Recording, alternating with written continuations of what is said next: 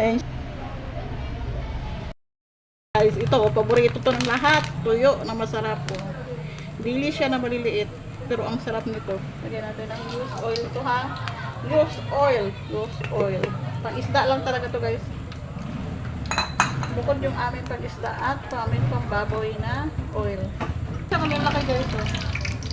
Maliit. Ang saga nung nagdaing nito guys.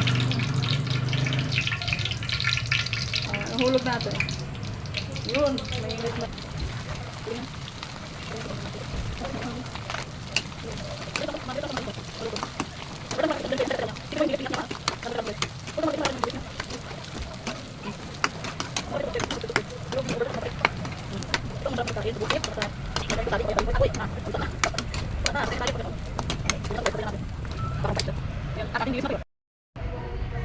Ayan siya, ating dilis na tuyo. Umuusok-usok pa.